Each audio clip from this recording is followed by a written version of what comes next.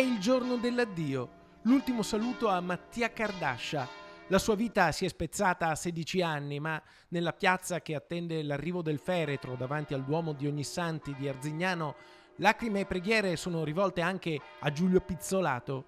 I due giovani amici hanno condiviso un destino tragico, vittime della tragedia di Ferragosto, quando la loro moto lungo la provinciale 31, Val di Chiampo, si è schiantata contro la macchina di un cinquantenne di Arzignano che adesso sarebbe ai domiciliari, mentre la procura avrebbe aperto un'inchiesta per duplice omicidio stradale. Ma oggi è il giorno dell'addio. La piazza è gremita di cittadini, amici, conoscenti. Suonano le campane quando arriva la macchina che porta la bara bianca. Sono momenti intensi, di forte commozione. La comunità è unita attorno alla famiglia di Mattia. A 16 anni non è giusto vedersi stroncare la vita. Non si può vedersi negare il futuro pieno. Ma quel sorriso di Mattia, diceva mamma Margherita, che riempiva la casa, un sorriso contagioso.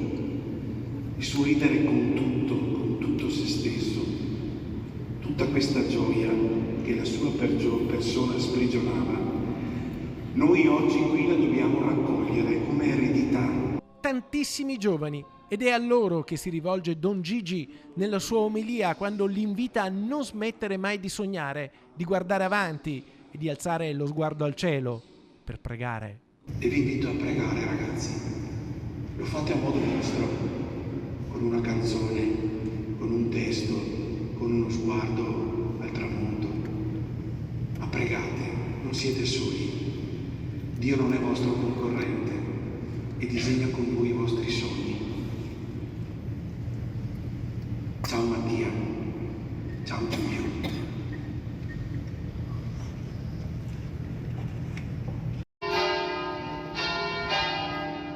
Suonano le campane alla fine della messa. Fuori dalla chiesa uno striscione. Ciao Mattia, il ricordo del tuo sorriso e della tua dolcezza sarà cura per i nostri cuori infranti. Nel piazzale si riuniscono centinaia di persone per l'ultimo saluto. Volano due gruppi di palloncini bianchi verso il cielo, uno per Mattia, l'altro per Giulio. E poi una colomba bianca, un segno di Dio, di speranza.